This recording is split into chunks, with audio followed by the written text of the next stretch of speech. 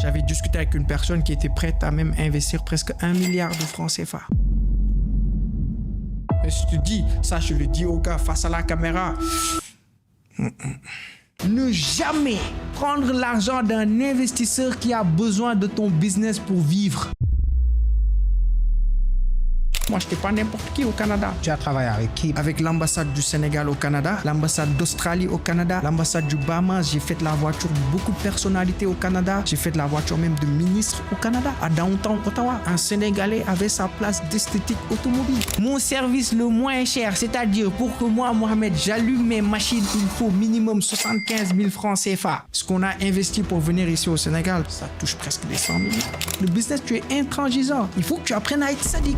On le dit souvent, ceux qui réussissent ici en Afrique, c'est les gens, oh, nous, lui, il est ping, lui, il l'offre pas, il est sadique, c'est eux qui réussissent ici en Afrique. Quand ça ne marche pas, c'est le marché ou bien c'est l'entrepreneur? C'est l'entrepreneur. Il faut savoir prendre ses responsabilités. L'entrepreneur, c'est pas quelqu'un qui pleurniche. L'entrepreneuriat, at the end of the day, c'est trying to make people's life easy. Then you get the money. Pour la première fois, des experts, des entrepreneurs et des investisseurs te partagent des stratégies concrètes pour te permettre de devenir la meilleure version de toi-même. Ils vont te délivrer l'information noire, des secrets jamais révélés pour te développer personnellement et financièrement. C'est ça, la masterclass Business Expertise. Alors, Bachir, salam alaikum wa rahmatullah. Wa alaikum salam wa rahmatullah. Je vais te laisser te présenter pour ceux qui ne te connaissent pas encore. Ouais, donc, je suis loin d'être le gars qui va dire plus besoin de me présenter. Dans le fond, je me présente, c'est Mohamed El Bachir Ndour. Je suis un entrepreneur et fondateur de l'étudiant nettoyeur perfectionniste. Je suis expert en esthétique automobile, en nettoyage commercial et résidentiel. Donc, j'ai eu un parcours vraiment... voilà, les téléspectateurs auront l'occasion de mieux me connaître à travers cet échange qu'on aura aujourd'hui. Donc, j'ai évolué au Canada. J'avais mon entreprise basée au Canada. Je suis expert dans le domaine avec 15 certifications canadiennes. Donc, aujourd'hui, j'ai fermé mon entreprise au Canada et je suis revenu l'investir ici au Sénégal. Donc, c'est tout un tas de choses qu'on aura l'occasion de découvrir aujourd'hui, cette face cachée de moi que je révèle souvent pas beaucoup sur les réseaux sociaux. Donc, les internautes auront cette exclusivité aujourd'hui avec toi. À quoi est-ce que ceux qui regardent cette vidéo peuvent s'attendre? C'est quoi l'objectif de la vidéo qu'on est en train de faire aujourd'hui? Ben, l'objectif déjà, la vidéo, elle s'adresse à tous ces jeunes entrepreneurs, à tous ces gens-là qui sont aussi à l'étranger, qui rêvent de revenir au Sénégal, mais qui ont peur. Parce que c'est au Sénégal et en Afrique en général. En Afrique en général, c'est un challenge le comeback home, le retour à la maison, c'est un grand challenge. Donc à tous ces gens-là qui hésitent, qui ont peur, cette vidéo leur est destinée. À tous ces jeunes entrepreneurs qui sont ici au Sénégal, mais qui ne croient pas à la réussite ici en Afrique. La vidéo leur est destinée. La vidéo aussi va parler à ces jeunes qui sont à l'école, qui sont parfois face à l'échec. La vidéo, franchement, s'adresse à toute personne qui veut réussir dans la vie. Ici, on parle de business.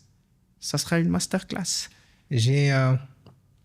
Dans ton parcours, j'ai compris aussi que tu as pu t'inspirer de choses qui se font le mieux à l'extérieur, de solutions qui marchent à l'extérieur. Tu es allé chercher une expertise à l'extérieur. Tu n'es pas venu implémenter exactement l'expertise ici. Tu as pu t'inspirer de cette expertise et tu as pu l'implémenter tout en prenant en compte les réalités africaines. C'est sûr. Est-ce qu'on pourra aussi parler de comment s'inspirer de solutions qui marchent à l'extérieur, de business qui marchent à l'extérieur, d'activités qui marchent à l'extérieur? Comment s'inspirer de ça pour l'implémenter en Afrique? Mais c'est ce qu'on dit toujours, que réussir, c'est pas copier, mais c'est d'adapter. Adapter une solution innovante, un business que tu vois inspirant, qui marche à l'étranger, comment le prendre puis venir, pas copy and paste, copier et coller, mais l'adapter à nos réalités ici en Afrique, particulièrement au Sénégal dans mon cas. Tu vois, c'est de prendre ce modèle-là, étudier l'endroit où je vais l'implanter, quels sont les besoins, quelles sont les attentes, les comportements. Il y a beaucoup de choses qu'on se doit d'analyser et c'est à travers tout cela que tu puis, OK, là, je marchais comme ça au Canada, ça, si je le fais au Sénégal, ça ne va pas marcher. On est dans un autre monde. Ça, je le fais au Canada, ceci, ça, non, c'est un travail. Écoute, c'était pas du tic au tac avec moi. Moi, j'y suis allé crescendo. Là, j'ai essayé des choses, ça n'a pas marché.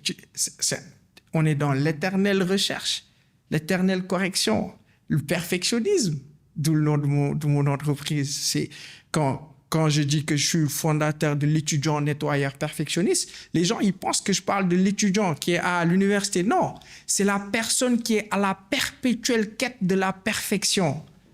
L'étudiant, c'est celui qui étudie, qui est dans une quête, la perpétuelle quête de la perfection dans le domaine du nettoyage, de l'esthétique en soi. Mais moi, j'ai préféré l'appeler l'étudiant nettoyeur perfectionniste. C'est une quête. Tu as beaucoup voyagé dans ta vie. À quel moment est-ce que l'idée de sortir du Sénégal t'est venue et c'était quoi la raison? Comme je t'ai dit, moi, j'ai eu la chance de connaître ce qu'on appelle les colonies de vacances. Depuis mon très jeune âge, ça aussi, je te dis quelque chose. Tu sais, moi, ma vie, c'est une série télé. C'est tout plein d'épisodes. Je te dis, moi, quand j'étais tout jeune, à l'époque des colonies, j'étais rappeur. Tu vois, donc chaque année, les colonies de vacances, tous les parents, ils voulaient venir me voir parce que j'étais bon rappeur. Je faisais de la musique, le rap, R&B. J'étais fort. Matu yo, Indine Siviru, Moustiquaire, imprégné. Tu vois, à l'époque, tu vois ce que je veux dire ou pas? Et puis, ça a développé beaucoup de choses en moi. Le fait est que très jeune, je voyage. Je dis, moi, je suis sorti du Sénégal à l'âge de 9 ans. Je suis allé au Portugal. C'était en colonie de vacances. Par la suite, chaque année, on allait soit à l'intérieur du Palais, Sali, Somone, dans le Kaolack, dans les régions, on faisait les hôtels avec les autres enfants. Ça, c'était une colonie de vacances de l'ARTP. Puis ça aussi, ça m'a donné un autre mindset. Quand je revenais, je voyais un autre monde. Tu vois ce que je veux dire ou quoi? L'hôtel, le luxe. Tu vois, tu t'assois avec des gens, leurs parents, c'est des millionnaires ou peut-être milliardaires. Tu vois ce que je veux dire ou pas? C'est un autre monde. Je reviens à Yoff. C'était différents paradoxes. Et ça, franchement, ça m'a permis d'avoir un grand mindset. Je me souviens aussi, j'ai fait la France quand j'étais en classe de 3e. À l'époque, je faisais du handball. Je te dis, tu vas délirer quand je te dis tout ce que j'ai fait dans une vie. Avec l'âge que j'ai, peut-être c'est aberrant, mais j'ai joué du handball aussi. On a voyagé dans le cadre de ce sport. On a fait un tournoi à Bordeaux. Tu vois, on a joué et puis c'était vraiment magnifique, magnifique. Je suis revenu au Sénégal. Puis c'est ici que j'ai eu mon baccalauréat. Mm-hmm. Et c'était quoi le projet après le bac? Devenir chirurgien. Chirurgien, pourquoi chirurgien? Ça a toujours été mon rêve.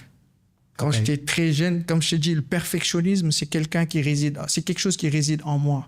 Moi, je suis quelqu'un, je prenais les jouets de mes sœurs, les poupées, je faisais des opérations. Je voulais comprendre le mécanisme. Je voulais savoir comment ça fonctionne. Et pour moi, c'était de devenir chirurgien. Mon rêve, en fait. Quand j'étais petit, à Noël, je prenais les stéthoscopes, les jouets avec les signes de l'hôpital, tout ça. Là. C'est ça que je prenais. Après, par la suite, il y a eu des démarches pour que tu ailles faire... Des études? Des études à l'extérieur? Ouais. Dans quel pays? De base, je devais repartir en France. En France, ok. Ouais, parce que depuis que j'étais en classe de première, j'ai commencé à faire de l'assistance visa. En classe de première. C'était un business? À l'époque, en première, c'était pas un business. Ok. En terminale, c'était un business. En première, comme je t'ai dit, je suis très... C'est-à-dire, quand tu dis assistance visa, toi, déjà en première, j'aidais les gens. Tu aidais les gens à obtenir un visa pour aller à l'extérieur. Exactement. Ok. Ouais. Et en première, c'était pas un business, donc quand tu dis que c'était pas un business... J'aidais juste les gens comme ça. Gratuitement? Gratuitement. Et à quel moment est-ce que tu t'es dit que maintenant il fallait... Quand j'étais en classe de terminale. Tu peux nous dire les chiffres que ça pouvait te rapporter? Bon, j'ai plus vraiment les chiffres en tête, mais je savais que c'était beaucoup d'argent. Parce que je me retrouvais... Parce que de base, écoute, j'avais pas l'habitude d'avoir de grosses sommes. Je me retrouvais avec de grosses sommes. Par exemple, je discute avec tes parents, j'ai dit oui, je peux lui faire cette démarche pour la France.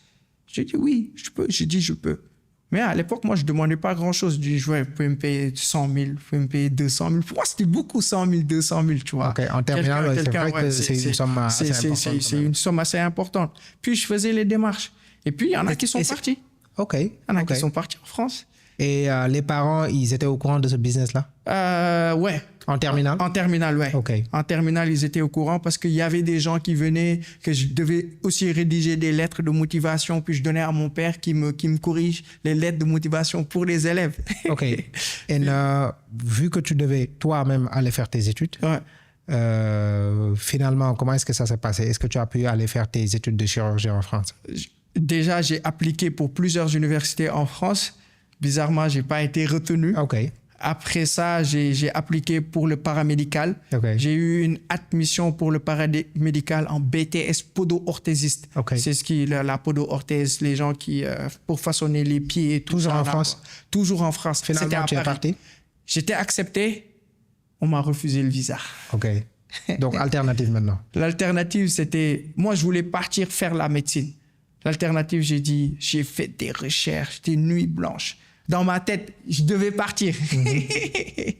C'est pour ça, aujourd'hui, quand je vois les jeunes, je veux partir. J'ai été dans ce mindset-là. Dans ma tête, il fallait que je parte. Puis j'ai découvert l'Ukraine. Dans tes recherches? Dans mes recherches. Ok. Une fois en Ukraine, est-ce que tu as eu des surprises désagréables? Déjà, je te dis une chose, moi, je suis tellement fou. Avant d'aller en Ukraine, quand j'ai fait mes démarches et que ça a marché, j'ai créé une entreprise qui s'appelait Campus Ukraine Sénégal. Pour prendre des gens ici au Sénégal et les amener en Ukraine, alors que moi, je n'étais pas encore en Ukraine. Tu pensais qu'en Ukraine... C'était la belle vie. Nickel, comment on le présente sur Internet. Je suis parti sur YouTube, je regardais les vidéos. Et bien sûr, c'était l'Ukraine d'avant la guerre. En fait. C'était l'Ukraine d'avant la guerre, mais pour moi, c'était l'Europe. Comme la France, quand je suis allé en France, en Europe, je voyais, j'ai dit, hey, c'est ça l'Ukraine. Je regardais les vidéos, c'était magnifique. C'était beau. Mais c'est quand je faisais mes démarches que j'ai dit, hey, il y a quelque chose.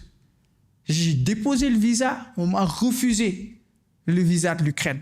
J'ai déposé le visa de l'Ukraine pour te dire presque 2 ou 3 fois. Ok. Et la 3e fois, le gars qui m'a fait les démarches, il m'a dit, l'Ukraine, c'est un pays, il y a la mafia. J'ai dit, mafia? Quelle mafia? Il me dit, il y a la mafia. Pour avoir ton visa, il faut que tu m'envoies $500. Il faut que je paye quelqu'un et forcément, tu auras ton visa. J'envoie, je dépose, j'ai le visa. J'étais choqué. Est-ce que tu crois toujours à cette théorie de la mafia? Mais je vais te montrer que la mafia, elle existe. Je l'ai vue. Je l'ai vécue. Moi, je fais mes démarches. Juste avant de partir, j'aperçois la personne qui devait m'amener. Lui, il faisait des vidéos sur YouTube. Je vois une personne que je connais. Je décide de le contacter. J'appelle tout le monde. Fil en aiguille, j'ai eu son numéro, je l'ai appelé. Il m'a passé quelqu'un qui est là-bas. La veille, j'avais fait mes valises. J'avais tout fait. Je devais partir le jour même. J'ai eu le gars, il me dit, ne viens pas ici. C'est l'enfer. J'ai dit, non, gars, t'es fou. Avec toutes les démarches. J'ai dit, avec tout ce que j'ai fait, avec tout l'argent que j'ai misé. Je vais quand même venir voir par moi-même. Non, j'ai dit, je vais venir voir par moi-même. Je suis allé. Je te dis, je pose les pieds en Ukraine et une bagarre éclate. La police intervient le jour même que j'arrive en Ukraine. Je ne parle pas russe, un mot de russe ni d'ukrainien.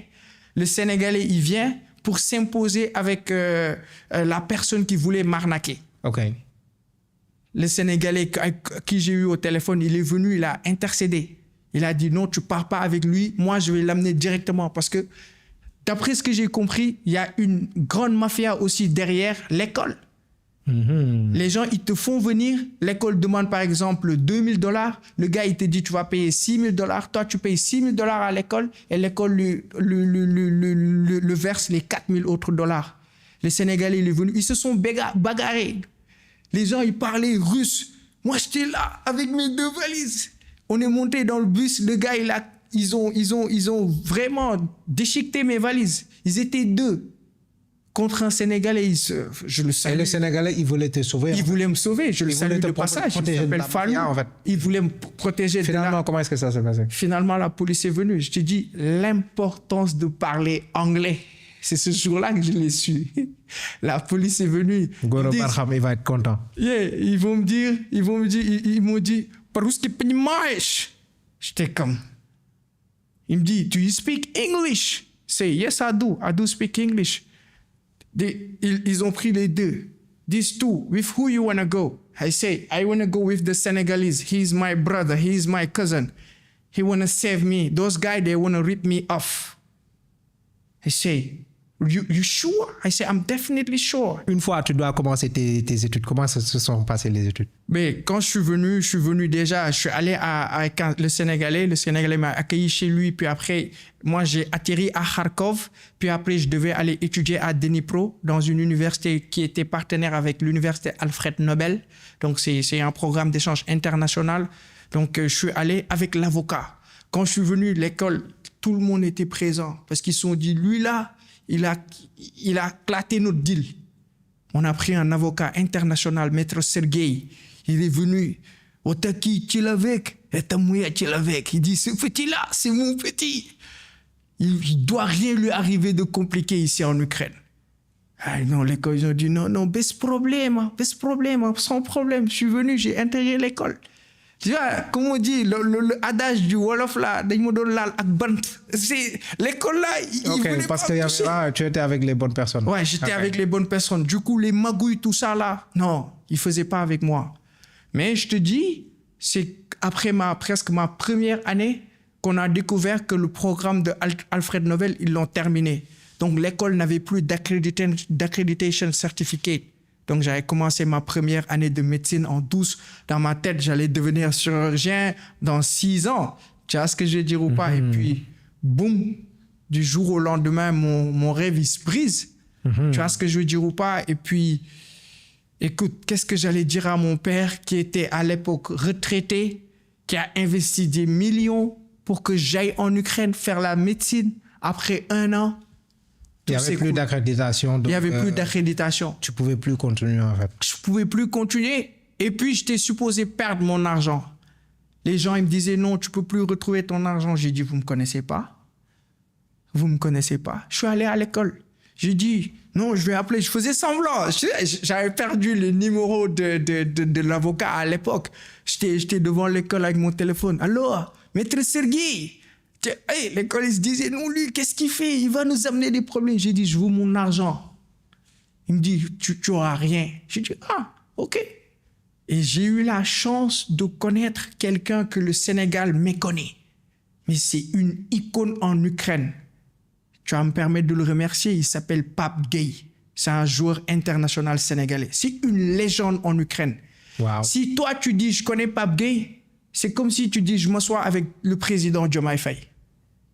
Quand je suis allé à l'école, j'ai dit, non, attends, je vais appeler mon cousin. Hein, quel cousin? J'ai dit, Papa Gouillet. J'ai montré la photo de moi et Pape Gueye. Ils m'ont dit, il faut qu'on lui fasse, on va lui rendre son argent.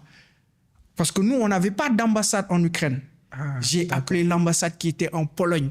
J'ai commencé à envoyer des mails. Ils m'ont envoyé des lettres avec l'appui de Pape Gueye, l'appui de l'ambassadeur. Il m'a fait une lettre. Je suis allé avec Maître Sergueï. Beaucoup de noms qui revenaient autour du dossier. L'école m'a remboursé une partie de mon argent. Je pense que c'était une première en Ukraine. Ce qu'on peut retenir là, c'est que c'est toujours important d'avoir un bon réseau. Surtout quand on est en extérieur. C'est primordial. Maintenant, on te rend une partie de l'argent. Tu fais quoi? C'est quoi la suite?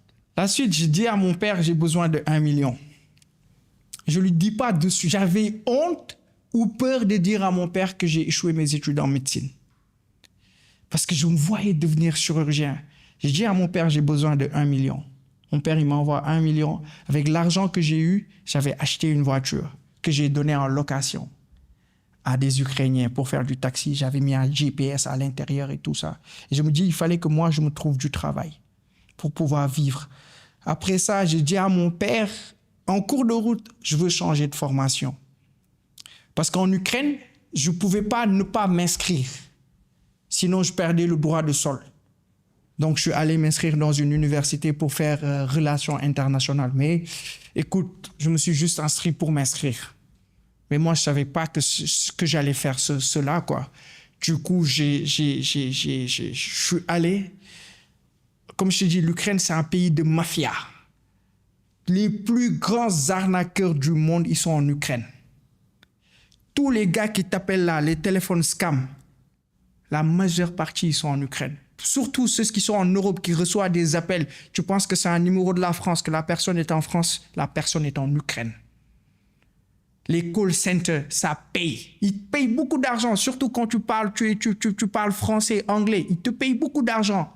Tu vas venir, tu vas appeler les gens, ils vont te donner des scripts, tu vas arnaquer des gens. Ils te donnent beaucoup d'argent. C'est-à-dire, moi, si je voulais, je pouvais être à l'aise. Voiture, maison, tout ce que je voulais.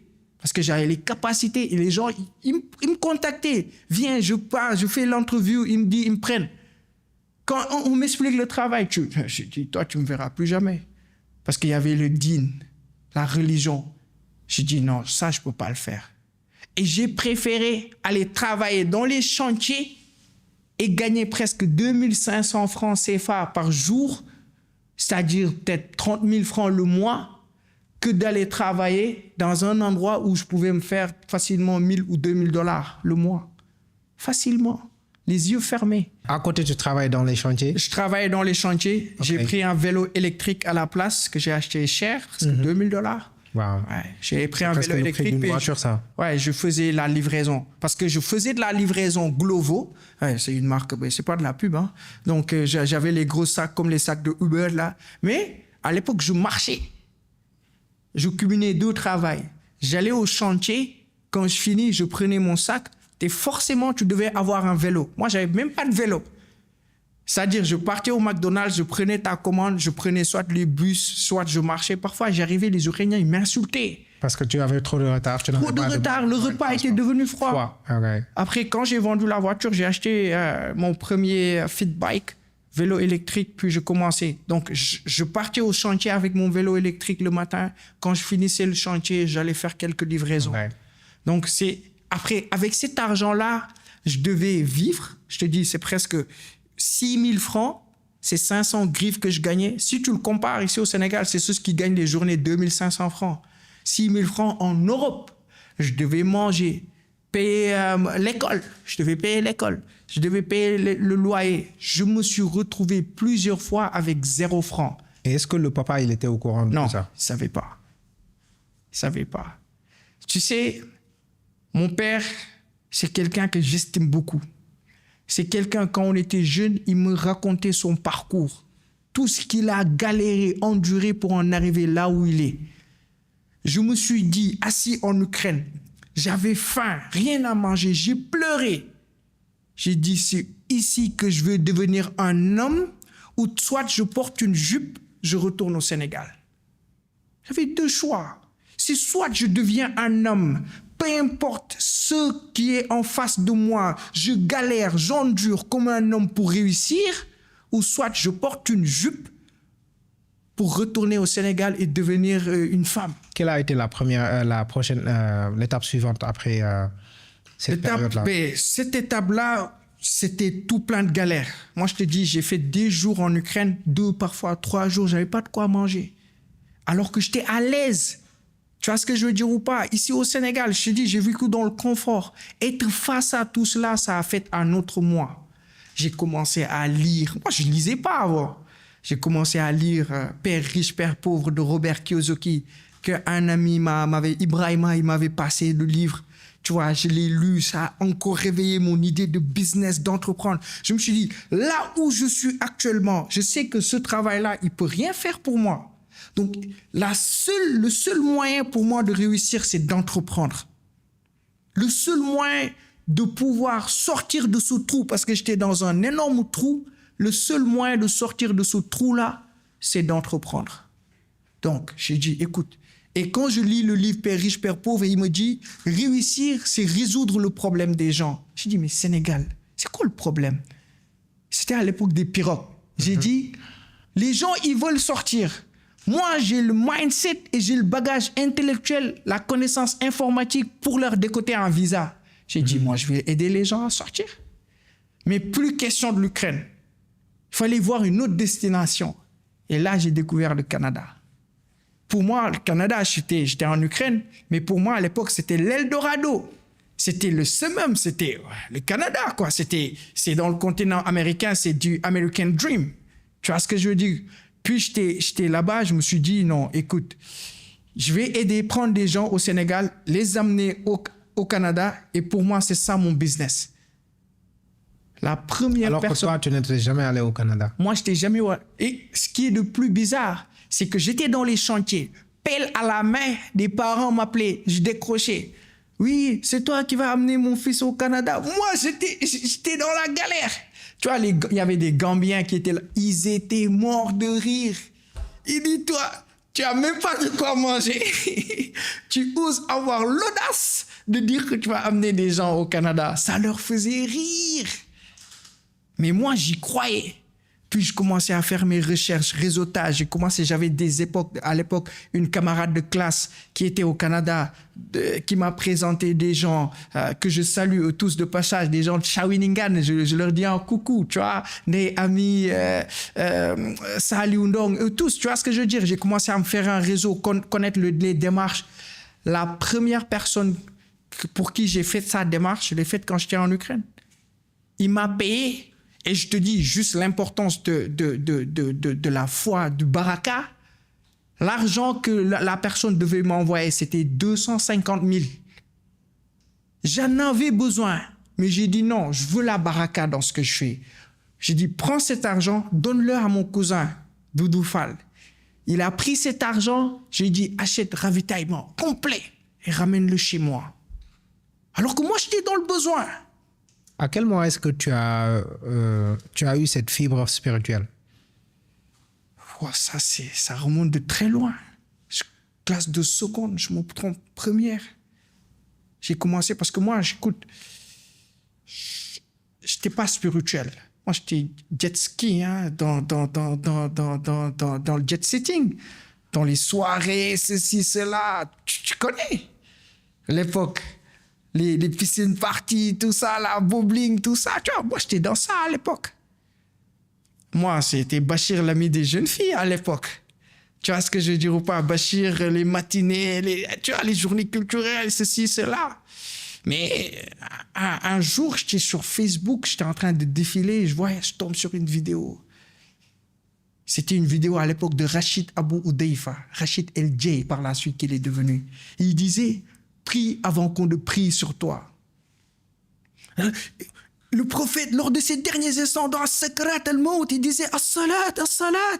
Tu vois, j'étais comme, tu sais, à l'époque, moi, j'étais sur mon ordinateur fixe, casque. Mais ça me parlait. Je dis non. Et c'était la veille du 31 décembre. J'ai dit, ouais, ça me parle, mais écoute, demain, c'est 31, il faut que j'aille faire la fête après. On va revenir à tout ça. Il va me gâcher mon 31 comme ça, là. Après, mais je me souviens, c'était mon dernier 31. Esplanade, Grand Théâtre. On avait fait de salon, tout ça. Subhanallah, qu'Allah, il ait pitié de nous, qu'Allah, il nous pardonne tous nos péchés. Tu vois ce que je veux dire ou pas? Mais c'était mon dernier 31. Tu commences ton business de facilitation, visa facilitation service. Ouais. Tu étais en Ukraine. J'étais en Ukraine, ouais. Et tu commences avec une personne. Ouais, ça puis marche. 2, puis 3, puis je commence à... Bash Canada est né. L'entreprise, c'était Bash Canada. C'était Bash Canada. Et puis, c'était quoi la suite de ce business-là? Ben, tu sais, j'ai commencé à ramener des gens, je commençais à écrire les écoles.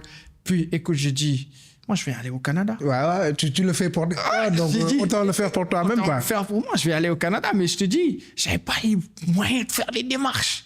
Parce que ça a coûté de l'argent, en fait. Ça a coûté de l'argent. CAQ, moi, écoute, quand on me dit CAQ, c'était $200. Moi qui gagnais journée 6 000 francs. C'était compliqué, quoi. C'était compliqué. Mais à travers les gens que j'ai aidés, j'ai dit, moi, j'ai amené beaucoup de gens au Canada qui m'ont payé 0 francs. OK. 0 franc. Parce que pour moi, réussir, c'est aider les gens. Moi, ce n'était pas un but lucratif. Je ne le faisais pas pour l'argent. La preuve, tu vas savoir pourquoi j'ai arrêté ce business-là. Quand je l'ai fait, j'ai dit la première personne pour qui je vais faire sa démarche et qu'on le refuse, j'arrête. Le jour où j'aurai un refus de visa pour le Canada, j'arrête. Parce que moi, je veux aider les gens. Bien sûr que j'étais dans le besoin. Donc, il y avait peut-être ici un petit pécunier que je demandais derrière, mais ce n'était pas beaucoup. Et puis moi, je garantissais jamais le visa. Je te dis, je vais faire les démarches pour toi. Tu vois, on espère réussir. Je connais le chemin, je connais les raccourcis. Je vais te mettre dans le circuit. Puis après, on dépose et puis tawakkal. On place notre confiance en Allah. Puis, Inch'Allah, tu vas avoir le visa, si Allah le veut. Okay. Mais moi, je ferai tout ce qui est humainement faisable pour que tu l'obtiennes. Donc, je commençais. Puis, avec ce que je gagnais, je faisais mes démarches. J'ai fait mes démarches. J'ai eu le visa. Le jour de mon anniversaire, à 2 semaines de la guerre de l'Ukraine. Le 27 janvier, on m'appelle pour me dire que j'ai mon visa du Canada. Je prends mon passeport, j'ouvre, je vois le visa, je n'y croyais pas. J'étais dans les chantiers. J'avais presque pas d'avenir. C'était compliqué, c'était difficile, c'était dur. L'Ukraine dans laquelle j'étais, les gens, ils cherchaient à aller à l'Europe, la belle Europe, l'Union européenne. Les gens, ils voulaient quitter l'Ukraine pour partir. Les gens se faisaient arnaquer. Moi, dans tout ce terme de brouhaha, j'ai réussi à avoir mon visa du Canada. Mais je n'y croyais pas. Mais je me suis dit, ça, c'est du travail. Et en plus, je n'avais pas les moyens pour payer mon université au Canada. Parce qu'à l'époque, c'était presque, écoute, je dis n'importe quoi, c'était du 31 000 $ l'année. Mon père, il est à la retraite. Où est-ce que je vais prendre tout cet argent? Mais moi, je suis quelqu'un, je risque. Je prends les risques. Tu es au Canada. Quels sont les... Est-ce que tu as eu des surprises désagréables? Je suis arrivé au Canada, je devais faire soins infirmiers. Tu sais, moi, toujours fidèle à la médecine, quoi. Mais, première session, je me rends compte que je ne serai pas infirmier. Ça, ce n'est pas mon affaire. C'est pas, je vais pas être infirmier parce que c'est pas mon élément. Moi, je veux être au sommet. Entre-temps, le mindset a changé, pas mal de choses. Ouais, pas mal, parce que quand je suis revenu, j'ai vu aussi la situation. Parce que, bon, on va dire que tu t'es dit que tu vas pas être infirmier parce que infirmier, c'est différent de chirurgien. De chirurgien. Ouais. Okay. Et aussi, entre-temps, quand je suis revenu, écoute, je me suis rendu compte aussi de la situation dans laquelle ma famille est. Alhamdoulilah, on a une maison à Kermassar, tout ça. Mais mon père, il est retraité. Il gagnait des millions, il gagne plus des millions. Tu vois ce que je veux dire ou pas? Donc, il y a un challenge. Il y a un challenge. Il y a un challenge. Puis, je me dis, c'était pas un besoin presque pécunier parce que, alhamdoulilah, mon père, il prend toujours soin de la famille. Mais je me dis, il faut que je fasse, il faut qu'il y ait la relève, quoi. Il faut qu'il y ait la relève et puis, il faut faire les choses rapidement. Alors, c'est quoi le plan? Le plan, c'est que j'arrive, je fais première session, 6 mois. Je dis, non, je vais pas rester ici. Qu'est-ce que maintenant, après, je m'assois. Entre-temps, je me suis marié. Entre-temps, je me suis marié parce que j'ai fait... tu as quand même eu le luxe de te marier dans cette situation-là. Difficile. Compliqué. Tu étais encore en Ukraine, tu es revenu au Sénégal. Puis je suis allé quand j'étais au Canada, quelques mois après mon arrivée au Canada, je me suis marié. À l'époque, j'étais à Shawinigan, je me suis marié. Parce que moi, écoute, c'était... Donc, à cette époque-là, ton business marchait au Canada, ça marchait bien? Ça va. Je ne me plaignais pas parce qu'à l'époque, je travaillais comme, préposé aux bénéficiaires. C'est-à-dire, je m'occupais des vieilles personnes. Moi, il n'y en a pas... Sans se cacher, on se dit, moi, je faisais le toilettage des vieilles personnes. C'était aussi un autre monde. C'était un autre monde. Tu vois, c'était vraiment un autre monde. Et puis, ça aussi... Et ça aussi, c'était une activité pour te permettre de survivre? De survivre. Tu vois, c'est parce qu'à Shawinigan, je peux dire que c'était le seul travail que... Tu n'es pas de ceux qui pensent que pour se marier, il faut d'abord réussir à avoir une certaine sécurité avant de se marier? Non, pas du tout. Moi, déjà, j'ai connu ma femme sur Snapchat. J'avais fait une publication, une photo de moi, micro à la main. Je faisais du rap très jeune. J'ai dit, avant, je faisais du rap et maintenant, je fais des rappels. Ma femme, celle qui est devenue ma femme, elle m'envoie un message pour dire « Mashallah ». Et c'est comme ça que tu as profité de la situation. Ouais. Mais après, c'était devenu une amie. On a appris à se connaître, mais l'amitié pure, saine. C'était vraiment une personne qui m'a émerveillé dans son khoulouk, dans sa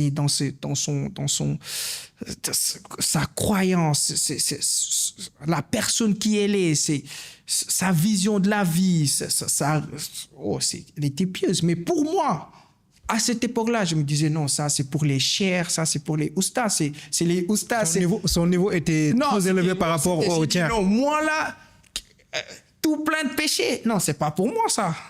Elle était trop bonne pour moi. Non, elle était trop bonne pour moi.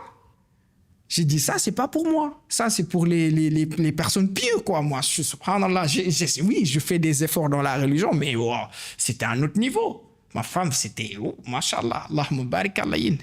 Tu vois ce que je veux dire ou pas? Mais, écoute, j'ai osé un jour comme ça, quand je suis revenu, quand je suis revenu ici au Sénégal, dis-moi, écoute, je veux te marier. Je dis, ah non, ouais, on se connaît pas assez, on s'est jamais vu. J'ai dit, mais moi, écoute, c'est pas te voir qui va faire que je t'aime. Moi, je t'aime, je veux que tu deviennes ma femme.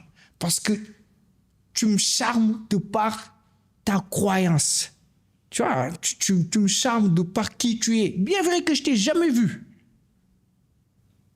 Tu vois, mais ça m'a impressionné. À quel moment est-ce que le truc de arrive dans ton parcours? Quand j'ai décidé d'arrêter les soins infirmiers, j'ai dit que bon, qu'est-ce que je dois faire maintenant pour réussir? Déjà, je savais que Shawinigan, c'était une ville, c'est comme, écoute, tu dis Kumpentoun, c'est pas Dakar. Moi, j'étais à Kumpentoun au Canada. Très loin. Tu étais au fin fond du Canada. Ouais, à l'intérieur loin du Québec. De la capitale. Ouais, exactement. Des grandes choses, voilà. Les belles choses, les belles immeubles. Je me suis dit maintenant, pour réussir, je savais que c'était l'entrepreneuriat la seule solution. Je ne pouvais pas le faire à Shawinigan, ça n'allait pas marcher. J'ai dit, à l'époque, je ne savais pas vraiment qu'est-ce que je vais faire, je ne vais pas te mentir. Une école avec qui je suis en contact, juste pour te dire, moi, je n'ai jamais payé de frais de scolarité au Canada. Quand je suis allé à Shawinigan, après, je me suis décoté une bourse, nanana, par le relationnel, beaucoup de choses, à gauche et à droite. Le réseau encore. Le réseau. Je suis arrivé l'école avec qui je travaille parce que j'avais amené des élèves là-bas à Gatineau. Je les ai écrits, j'ai dit, moi, je veux venir vous rejoindre. Et j'ai dit, mais je n'ai pas de quoi payer. J'ai dit, non, toi, avec tout ce que tu as fait pour nous, non, c'est pas grave. Tu ne payes pas, viens. Je pars, je quitte Shawinigan, je fais mes affaires, je pars à Gatineau. Je travaillais, j'avais une situation assez stable. Je travaillais, je payais mon loyer, j'arrive à Gatineau. 6 mois, je n'ai pas de boulot. Gatineau, c'est à 5 minutes de Ottawa, la capitale. Donc Gatineau, Ottawa, c'est une région. C'est la région de l'Outaouais. C'est un centre, au plein cœur du Canada. 6 mois, je ne trouve pas de boulot. C'était tout galère. J'imagine qu'il y a eu une personne qui t'a soutenu entre-temps. L'importance d'avoir une femme, une bonne femme, une femme pieuse, qui t'aime pour Allah et qui te soutient pour Allah. Si ma femme, elle n'était pas là, aujourd'hui, je serais dans les rues. Moi, j'ai passé des mois galères. Je te dis, ma femme, à moi, elle payait mon loyer. J'étais au Canada, j'ai fait toutes les boîtes du Canada, tout ce que tu penses, j'ai postulé. Je te dis, j'ai même postulé dans un endroit où c'est pour faire les enterrements.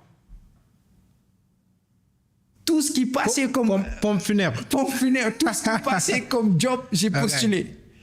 J'ai pas été pris pendant 6 mois, c'était galère. Je devais payer le loyer, je devais payer mon assurance maladie. Et à l'époque, j'étais indépendamment financière de mes parents parce que j'avais mon business, je ne pouvais pas revenir en arrière. Ma femme, elle m'a soutenu. Elle a été là pour moi. Elle m'a aidé à me relever. Et je te dis, après 6 mois de mariage, on ne s'était pas vus. Elle a organisé notre rencontre au Maroc. Tout frais payé. Billets, réservation Airbnb, tout. Je suis allé au Maroc. Je l'ai regardée. Elle m'a regardé. Elle m'a dit, Bachir, ça ira. Ce n'est rien, ça. Tu es un homme. Et tu vas réussir. Je t'ai dit, je suis revenu au Canada. Après ça, même pas une semaine, j'ai un boulot. Je suis devenu une autre personne. Quand j'ai regardé ma femme pour la première fois, j'ai dit, celle-là, c'est ma femme à moi. Assis. Je dis, moi, là, elle me soutient, elle fait tout. Non, il faut que moi, je réussisse. Il faut que je réussisse bien. Je rentre. Tu reviens au Canada. Je reviens au Canada et je dis... Et cette fois, c'est dans quel domaine, le boulot? Quand je suis revenu au Canada, je n'avais pas encore de boulot. Je me suis assis, j'ai dit, qu'est-ce que je vais faire de ma vie? Et là, je me suis souvenu d'une chose. Quand j'étais dans les chantiers en Ukraine, je faisais... Parce que moi, en Ukraine, dans les chantiers, mon poste, c'était Rajna Rabota. En russe, qui signifie tout ce qu'on te donne, tu fais. Moi, j'ai tout fait dans les chantiers. J'ai été aide-maçon. J'ai fait lavage. À l'époque, j'avais un tuyau d'arrosage, puis je nettoyais les pneus de camion. Et je me souviens, une fois, je faisais ça dans le froid. Je pleurais. J'ai dit, ce que je fais là et que je me cache, personne ne le sait. Un jour, je veux le faire avec beaucoup de fierté. Un jour, je veux le faire aux yeux de tout le monde et être fier de ça. Et ça a créé un déclic. J'étais assis comme ça dans ma chambre et je me souviens de cette voix-là. Un jour, je veux être au sommet dans ce que j'étais en train de faire et que je me cachais. Personne ne savait, papa ne savait pas, maman ne savait pas, personne ne savait à l'époque. Et je me suis dit, donc, je veux devenir le meilleur dans le secteur du nettoyage, de l'entretien, de l'esthétique, de tout ce que tu veux. Et je n'avais pas de diplôme. À l'époque, j'ai créé mon entreprise. En même temps, je cherchais du boulot dans le domaine du nettoyage pour avoir de l'expérience.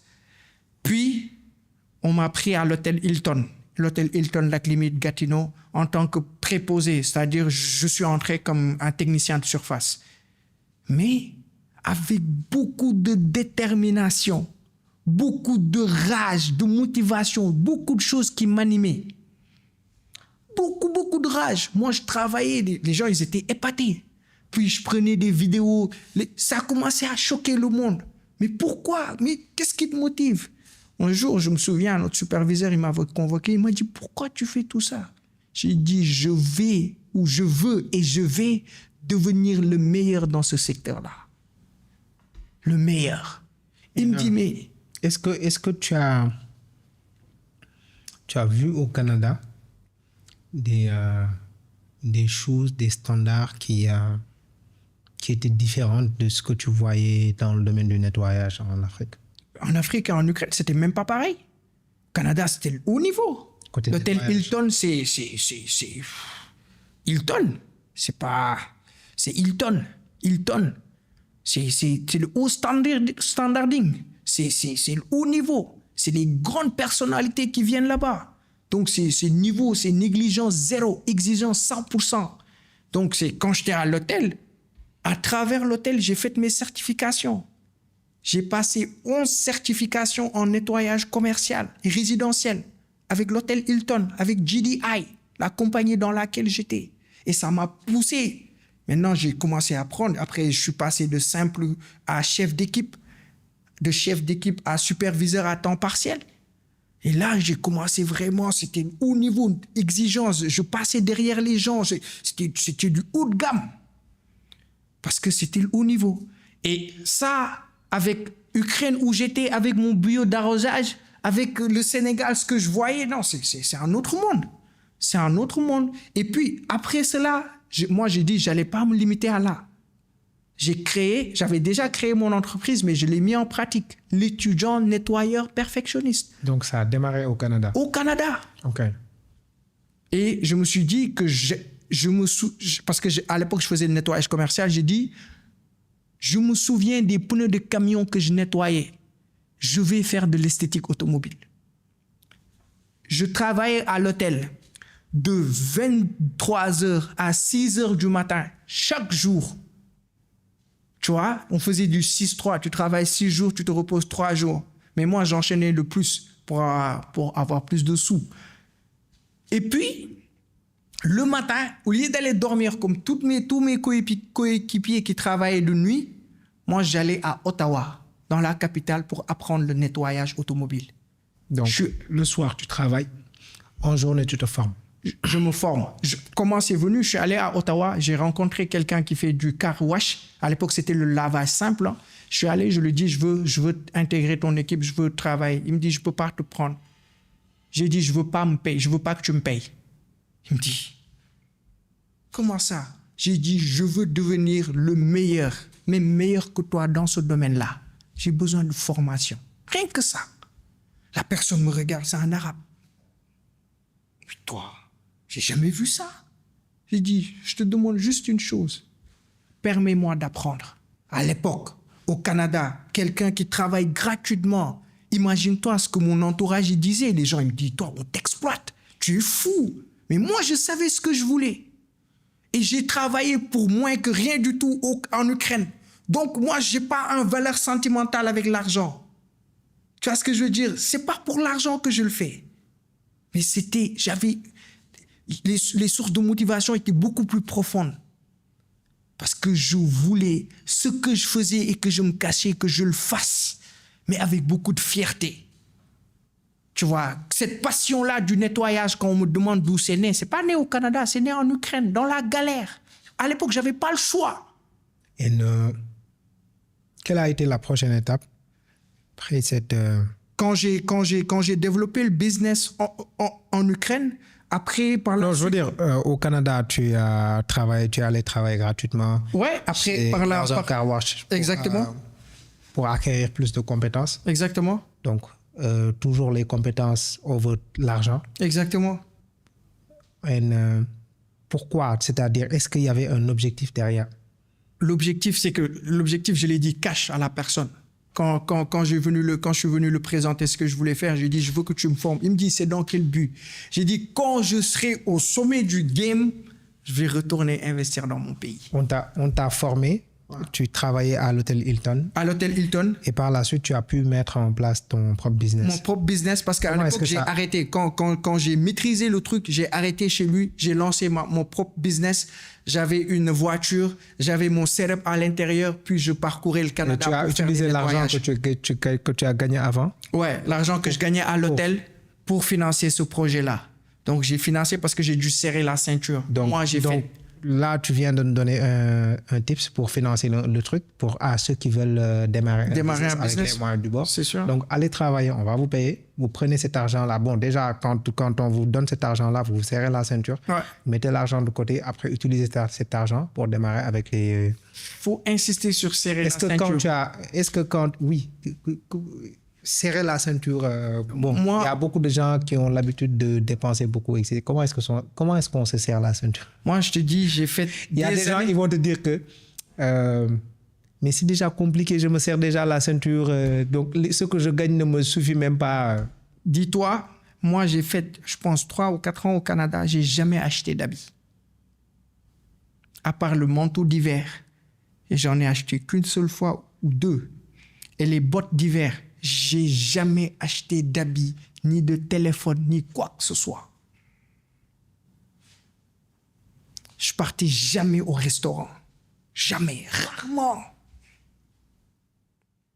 Je me suis pas fait plaisir. Le même mindset que j'avais en Ukraine, dans la galère, j'ai maintenu ce même mindset au Canada. Privation.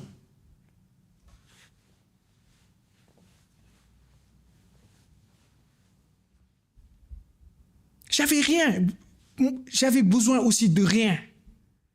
Je ne me suis pas fait de plaisir. Comment est-ce qu'on arrive à un niveau où, c'est-à-dire, est-ce que toi, tu te sentais bien quand même dans ça? Comment est-ce qu'on arrive à ce niveau où ma femme, elle a fait pour moi. Mes parents, ils ont fait pour moi. J'étais en mission. J'avais faim. Je dormais 2 heures de temps par jour. 2 heures de temps par jour. Ma femme, quand je lui disais ça, quand il voyait mon train de vie, à l'époque, elle était en France, il n'y croyait pas. C'est impossible. Quand il a eu son visa, qu'elle est venue me rendre visite au Canada, il m'a dit, si tu continues ça, tu vas mourir. Pour voir, moi, ma femme, il fallait qu'elle vienne dans mon lieu de travail à Ottawa. Sinon, on ne passait pas de temps. 2 heures, c'est-à-dire je finis à 23, je commence à travailler de 23 heures à 7 heures du matin. À l'époque, j'étais chef d'équipe. Je supervisais par la suite. Je faisais mon rapport. Je finis presque à 7h30. Je prends le bus. Je pars à Ottawa. J'ouvre ma place à 8 heures. De 8 heures, parfois jusqu'à 17 heures, 18 heures, parfois 20 heures. Je rentre. J'ai 2 heures de temps pour dormir, me laver, manger et retourner à l'hôtel. J'étais en mission. J'avais faim. Et qu'est-ce que tu as pu... comment est-ce que le business que tu as mis en place au Canada a pu évoluer? Mais ça, c'était... Moi, ce que des gens ont fait en 10 ans, je l'ai fait en 1 année. Comment ça? Comment est-ce qu'on fait, on réalise des choses, voilà, qu'on doit normalement faire en 10 ans? Comment est-ce qu'on le réalise en 1 an? Mais c'est beaucoup de privation. Tout ce qui vient, je réinvestis. Et puis, c'est aussi l'entourage. Moi, ma femme, elle m'a soutenu, puis elle m'a compris. Elle savait que je devais tout faire pour faire développer le business. Si j'avais eu une femme matérialiste, j'aurais jamais pu faire ça. Et j'ai aussi vu que dans ton activité là, tu as eu beaucoup de reconnaissance. Ouais. Tu as travaillé avec qui, par exemple? J'ai travaillé avec l'ambassade du Sénégal au Canada. Ils m'ont fait une lettre qui est accrochée dans mon bureau. J'ai travaillé avec Australian High Commission, l'ambassade d'Australie au Canada, Bahamas High Commission, l'ambassade du Bahamas. J'ai fait la voiture de beaucoup de personnalités au Canada. J'ai fait la voiture même de ministres au Canada. À downtown Ottawa, ma place était sur la rue O'Connor, en plein centre-ville, en plein downtown du Canada. Un Sénégalais avait sa place d'esthétique automobile. Ça, c'était une grande fierté pour moi. Puis j'ai commencé à me faire beaucoup de réseaux, beaucoup de personnalités. Puis, tu sais, au Canada, il y a ce qu'on appelle le Rideau Member Club. C'est un membre de milliardaires. Ils avaient leur réunion au-dessus. Moi, j'étais dans le sous-sol. Ils avaient leur réunion au-dessus. Ils garaient leurs voitures, des Ferrari, de tout ce que tu veux, devant moi. On discutait, ils me laissaient, je faisais leur véhicule, je travaillais sur leur véhicule. Puis, j'avais des minutes d'échange avec eux, des multimilliardaires en dollars, qui me disent, you have to grow this business. Bro, you the man. Tu as ces choses-là qui te disent, non, ça fait que moi, c'est possible. Moi, je suis au sommet. Puis par la suite, écoute, je me suis encore formé.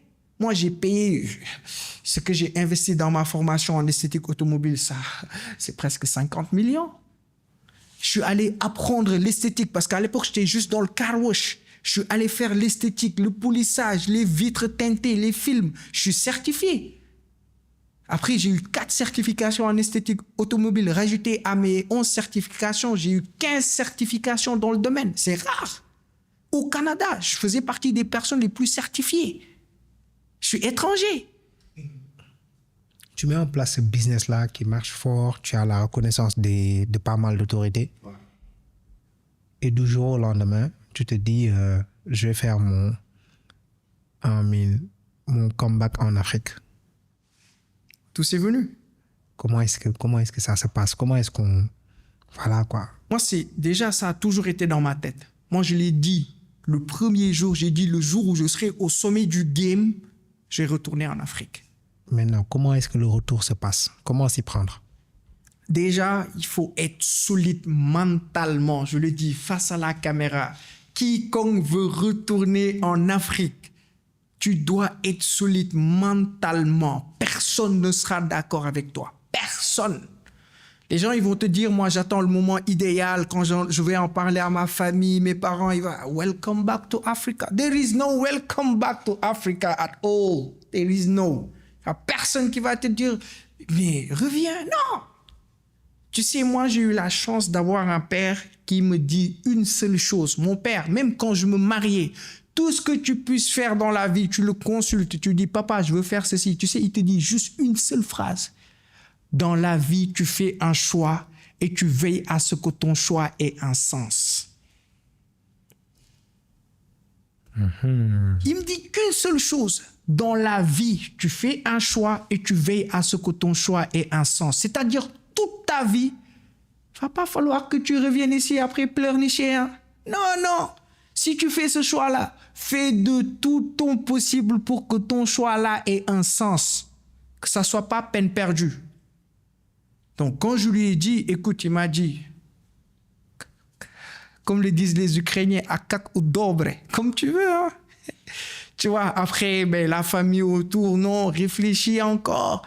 Tu vois, tu es jeune, mon entourage, les gens que je connais, les gens pour qui je faisais leur detailing, leur voiture, des capots. Je m'assieds, je leur disais, écoute, moi, je pense que je vais retourner au Sénégal. Non! Regarde-toi, tu es jeune. Tu as le monde qui s'ouvre à toi. Tu as les grandes opportunités, tu as les certifications, tu as les... Écoute, moi, je travaille sur des voitures d'ambassadeurs, des hautes personnalités du Canada. Moi, je travaillais sur leurs véhicules. Des gens où je travaille sur leurs véhicules, tu avais les agents de sécurité qui m'entourent, qui me faisaient confiance, moi. Avec tout ce privilège que j'avais, j'ai dit, moi, je quitte tout ça pour revenir au bled, au bercail, chez moi. Alors que je savais pas qu'est-ce que j'allais faire, est-ce que ça allait marcher. Mais je croyais en une chose. Je me suis dit, ce que je fais pour ces gens-là, le service de haute gamme, de qualité que je leur donne, il y a des gens chez moi qui veulent l'avoir et qui ne l'ont pas. Et c'est mon devoir à moi d'aller provide the service in Africa. C'est à moi de donner ce service-là aux Africains, aux Sénégalais. Parce que chez moi, il y a des gens qui veulent le bien, qui veulent le merveilleux, le perfectionnisme, mais qui ne l'ont pas. Et pour moi aussi, je me dis, c'est à nous, c'est pas l'Européen qui va venir développer l'Afrique, c'est moi. À l'époque aussi, il y avait le mouvement Diomaye, Sonko, tout ça, le Made in Africa, le Come Back Home, le Trying to Build Our Country, essayer de vraiment faire notre pays. J'ai dit, mais c'est le moment. Moi, j'ai bâti campagne pour Diomaye au Canada. Ça, beaucoup ne le savent pas. Moi, j'ai été assesseur au bureau de vote à Ottawa. C'est-à-dire, j'étais juste après le président du bureau de vote à l'élection présidentielle. C'est pour ça que je te dis, moi, je n'étais pas n'importe qui au Canada. Écoute, un jeune qui fait du nettoyage, c'est pas n'importe qui. On va venir te dire, viens être assesseur au bureau de vote. C'est parce que tu dois être quelqu'un de correct, de représentable et de respectable. Puis, on m'a confié ce poste-là, mais moi, dans mon cœur, c'était... c'est vive la jeunesse qui prenne le pays pour qu'on puisse revenir. Pour être cohérent avec toi, il fallait revenir, quoi. Il fallait revenir. Moi, alors... quand le jour où on a proclamé les résultats, j'étais à l'ambassade. Bassirou Diomaye Faye. Moi, dans ma tête, c'était Sénégal. La preuve, quand ils étaient en train de faire l'élection, il y avait un vieux monsieur qui est venu, l'étudiant, c'est toi, je vois tes vidéos, tu fais des choses magnifiques, extraordinaires. C'était une personne qui avait vraiment réussi au Canada. Non, toi, franchement, il faut que tu fasses de grandes choses. J'ai dit, prie pour moi, il faut que je fasse de grandes choses au Sénégal. Il me dit, non, ici au Canada, non, toi, tu es destiné à exceller, toi, tu seras dans les tops. J'ai dit, prie pour moi, papa, je veux aller. Non, quand lui, il est parti, les autres m'ont dit, yo, toi, tu es fou. Toi, tu vois ce que tu es en train de réaliser, la reconnaissance que tu as ici au Canada. Tu dis, tu vas pas. J'ai dit, dans mon cœur, parce que j'étais assesseur au bureau de vote, je ne pouvais pas dire si Diomaye il gagne, moi je rentre. Mais dans ma tête, si Diomaye il gagne, je rentre. Mm-hmm. Moi, je fais partie des premières personnes qui ont tout sacrifié pour ce régime. J'ai dit, nous, on les a élus, on ne va pas les regarder échouer. J'ai été le premier entrepreneur à dire, je lâche tout pour ces jeunes. Mais c'est des jeunes, écoute, ils sont plus âgés que moi. J'ai dit, mais on les a élus, on ne va pas les laisser échouer. J'ai dit, je vais quitter le Canada, je vais revenir au Sénégal et moi, je vais contribuer dans le développement de mon pays. Parce que c'est à ça que Ousmane Sonko, il appelait. Et moi, j'ai cru en ce discours-là. J'ai dit, retour au Sénégal. Et après, retour au Sénégal, mais comment retourner au Sénégal aussi? Beaucoup d'efforts, beaucoup de recherches, beaucoup de stratégies, de choses que je développais. Parce que moi, à l'époque, je ne publiais même pas beaucoup de vidéos. Et je sais que le Sénégal, c'est un pays de... Voilà, lui, on l'a vu quelque part. Lui, il est ceci. J'ai commencé parce que... Il fallait faire profil bas. Il fallait faire profil bas au Canada, mais pour venir au Sénégal, il fallait être flashy guy. The guy that we see on the screen, le gars que tu vois sur les réseaux, c'est lui. Parce que je sais comment marchait le Sénégal. C'est le réseautage, c'est beaucoup de choses. Okay. Donc, j'ai commencé à publier beaucoup de content sur du contenu sur TikTok, marketing, travailler sur ça. Je faisais des vidéos sur qui. C'est là que Pape Sidi Fall, il m'avait contacté. Et là, tu étais encore au Canada? Là, j'étais encore au Canada, mais je préparais ton retour. Mon retour. OK. J'ai commencé parce qu'à l'époque, je ne pouvais pas aussi prendre beaucoup de vidéos sur des véhicules de luxe. Parce qu'il y avait des véhicules sur lesquels je travaillais.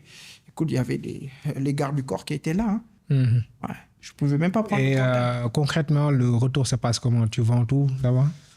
Écoute, par la grâce de Dieu, écoute, alhamdoulilah, quoi.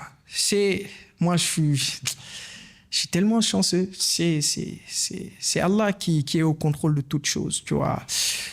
Moi, quand j'ai démarré le business, j'ai démarré avec 0 franc. Il faut juste comprendre, que je puisse t'expliquer, tu puisses comprendre un peu. J'ai démarré ce business avec 0 franc. Quand j'ai ouvert les papiers de l'entreprise, j'avais 0 franc. Le premier contrat de nettoyage que j'ai gagné au Canada, c'est mon propriétaire, c'est-à-dire la personne qui m'a loué là où j'habitais, qui me l'a donné. Il m'a donné, il me dit, je veux que tu nettoies tel appartement. Est-ce que tu as le matériel? J'ai dit, j'ai 0 matériel. Il me dit, comment tu vas le faire? J'ai dit, peu importe ce que j'ai en main, je vais faire briller cette maison. Il m'a donné balai, le petit nécessaire. Le petit et j'ai fait du miracle. J'ai fait du miracle. Il est venu, il m'a dit, c'est impossible. Combien de gens ont travaillé ici? J'ai dit, j'étais seul. Mais j'étais en mission, comme je t'ai dit tout à l'heure. Et c'est à travers ça, j'ai commencé à avoir du réseau, faire j'ai commencé à gagner un peu de sous, puis à investir dans le matériel. Et c'est à ce moment-là que j'ai rencontré quelqu'un qui s'appelle, je vais citer son nom, il ne veut pas que je cite son nom, mais il s'appelle Bilal Ben Seba. C'était l'informaticien au centre islamique de l'Outaouais. Moi, je suis quelqu'un de très proche de la religion. Là où je pars, j'essaie d'être proche de la mosquée. Moi, j'étais tout le temps à la mosquée de Gatineau. J'étais même bénévole à la mosquée de Gatineau. Donc, on s'assoit, on discute. Les gars, ils me voient comment je suis dégourdi. Il me dit, mais toi, ouais, qu'est-ce qui se passe? J'ai dit, non, Bilal, moi, je suis dans le nettoyage et je vais être le meilleur dans ce domaine. Il me dit, je veux t'aider. Comment je peux t'aider? J'ai dit, j'ai besoin de pécunier. Et aussi d'être en stratégie, tout ça. Lui, c'est un informaticien, ingénieur. Il prend beaucoup d'argent, il l'injecte dans mon business. On roule, ça ne marche pas. Ma femme a pris des millions et a investi dans mon business. Après, par la suite, mon grand frère, le président du centre islamique de l'Outaouais, le président de la mosquée de Gatineau, un Sénégalais, il a investi dans mon business. Juste pour te dire, c'était quel niveau de fidélité que j'avais. Tu vois ce que je veux dire? Les gens, ils savaient que moi, je ne joue pas. Moi, je ne suis pas le gars qui fait la fête. Moi, je suis le gars qui bosse et qui ne triche pas. Les gens, ils ont cru, si je te dis, le président de la mosquée qui fait confiance à un jeune qui investit beaucoup d'argent sur lui, un informaticien qui investit beaucoup, parce que c'est l'espoir que je dégageais. Puis moi, il fallait aussi que je puisse convaincre ces gens-là de dire, écoutez les gars, vous m'avez fait confiance, vous avez investi avec moi ici au Canada, maintenant il faut qu'on prenne tout ça, qu'on retourne en Afrique. Non, c'était beaucoup de discussions.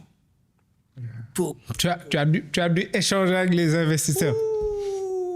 C'était pas facile. Fallait convaincre les investisseurs. Fallait convaincre, fallait faire de la rue, fallait faire beaucoup de choses, beaucoup de choses. Je vais pas entrer dans les détails. Et finalement, ça se concrétise. Ça se concrétise. Tu vends tout? Ouais. Non, mais j'ai tout mis dans un conteneur. J'ai pris tout le matériel que j'avais. C'est-à-dire, tu t'es dit, je rentre au Sénégal, mais je vais aller faire la même activité. Je vais faire l'esthétique automobile au Sénégal. Mais au Sénégal. Au Sénégal. Alors que le marché là, il n'y avait pas de confirmation du marché, etc. À l'époque, il y avait peut-être 2-3 personnes qui le faisaient. Okay. On s'écrivait sur les réseaux, rapidement. Tu vois? Et tu mets tout dans un conteneur. Je mets tout dans... Est-ce que tu avais... une idée de l'emplacement du business? Non. Où est-ce que j'allais mettre le business? Écoute, je discutais avec des gens. J'avais discuté avec une personne qui était prête à même investir presque 1 milliard de francs CFA. qui me dit, si tu es prêt à venir, je suis prêt à faire ceci, cela.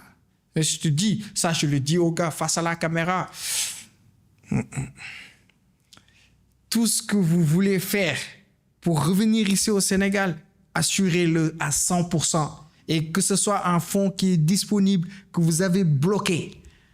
Mais les on dit, les je vais, si tu viens... Ils vont rien faire. Ils vont rien faire. Rien du tout. Moi, les je vais te, si tu viens, j'ai une place. Je te dis, pas des petites personnes. Si on te parle au conditionnel là. Je te dis, c'est pas des petites personnes. C'est des personnes haut placées. Moi, j'avais des discussions avec des maires. Je te dis, il y avait quelque chose que j'incarnais moi au Canada. Je parlais avec des têtes, des gens qui sont placés actuellement là. Quand je suis venu, ils m'ont tourné le dos. Ils étaient dans leur truc là. Ils étaient dans leur truc. C'était difficile. Moi, j'ai tout vendu. J'ai tout vendu. C'est-à-dire, j'avais ma voiture, j'avais 2 voitures au Canada. J'ai tout liquidé. J'ai acheté du matériel. Ce qu'on a investi pour venir ici au Sénégal, ça touche presque les 100 millions. Mm-hmm. Ouais. Bon, quand je suis venu au niveau de j'ai vu la transformation. Tu as carrément transformé une partie de chez toi. Ouais. Tu en as fait ton bureau, ton atelier d'esthétique. Ouais. Mais on sent que voilà quoi. Il y a de l'investissement derrière. Ouais, c'est beaucoup de sous comme déjà le matériel. Le matériel et les produits. Moi, au Canada, il faut savoir que j'utilisais que les produits de haut de gamme parce que je travaillais. Moi, mon travail, c'est du haut de gamme. C'est pas le lavage. Moi, j'avais dépassé le lavage. J'étais dans l'esthétique. L'esthétique, c'est le haut de gamme. Alors, tu viens à Dakar, mais tu t'implantes à Keur Massar. Ouais. Qu'est-ce que les gens te disent? C'est quoi les retours? Moi, écoute, je suis venu déjà de un, j'avais... Et quand je dis pour ceux qui ne connaissent pas, Keur Massar, c'est vraiment la banlieue. La banlieue, c'est sûr. C'est-à-dire, il fait de l'esthétique automobile un service haut de gamme. Haut de gamme, dans la banlieue. Il s'implante dans la banlieue. Ouais. Donc, comment ça se passe? Déjà, je viens avec peut-être tout ce qu'il y a eu là, les gens qui m'ont tourné le dos. C'était difficile. Moi, j'ai fait 2 ou 3 mois ici au Sénégal. Écoute, si j'étais pas solide mentalement, j'allais mettre les chaussures sur la tête et marcher dans la rue. Mais il a fallu que je me relève encore. L'importance d'avoir une bonne femme et puis de travailler dans le business avec des gens qui n'ont pas besoin de ton business pour vivre. Ça, c'est un conseil que je donne. Ne jamais prendre l'argent d'un investisseur qui a besoin de ton business pour vivre.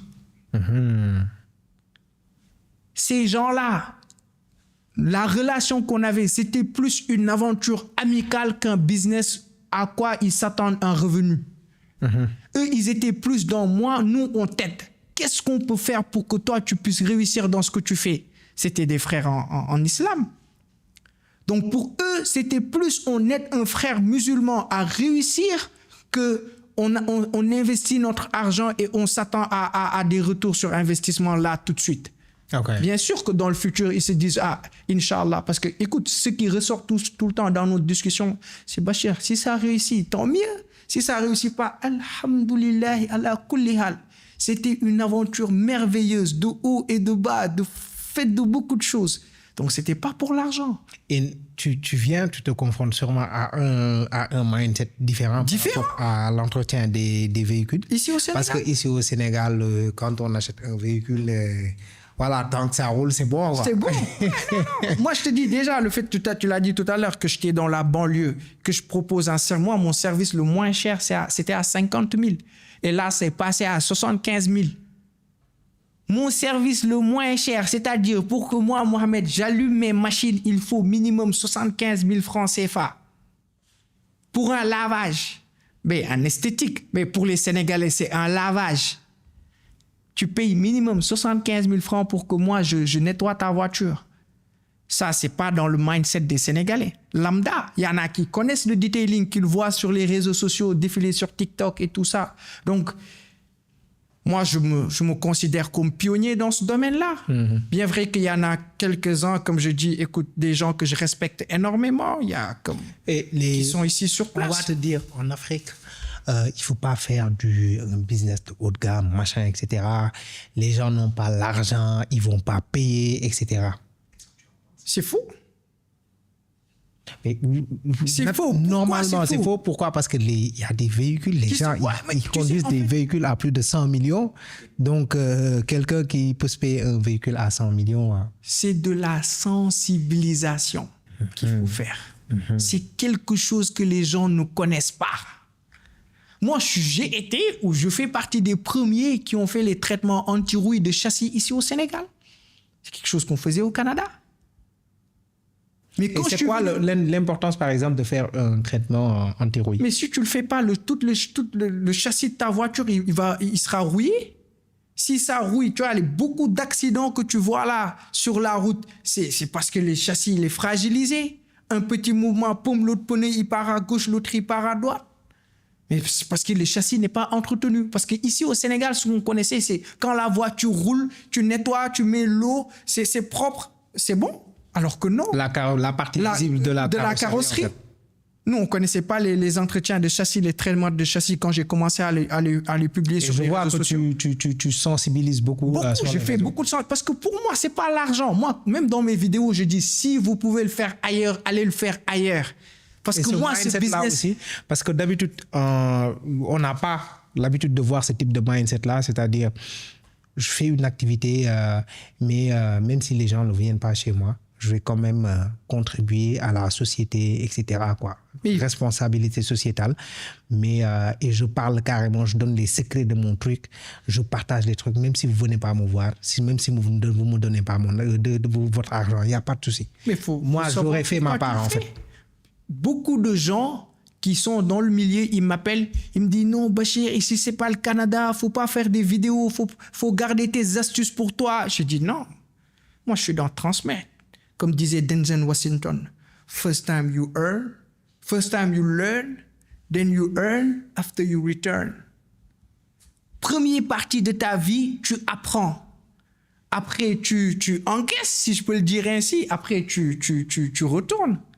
Moi, au Canada, j'ai formé des gens dans l'esthétique automobile ou que ce soit dans le nettoyage. Donc, si je viens ici au Sénégal, participer au développement de mon pays, c'est pas seulement mettre de l'argent dans mes poches. C'est de former, c'est de sensibiliser, c'est de balayer le terrain. C'est de permettre aussi à ce jeune-là qui fait de l'esthétique en France ou ailleurs dans le monde d'oser revenir. Parce que moi, je me dis, je suis en mission. Qu'est-ce que tu penses de la concurrence? Par exemple, là, tu es en train d'encourager d'autres personnes à revenir. Ouais. Imagine, il y a d'autres gens, beaucoup de personnes qui viennent et qui font la même activité que toi. Qu'est-ce que tu penses de la concurrence? Ce sera une fierté pour moi. Tu sais, moi, je ne crois pas à la concurrence. Tu sais, moi, je crois au risque.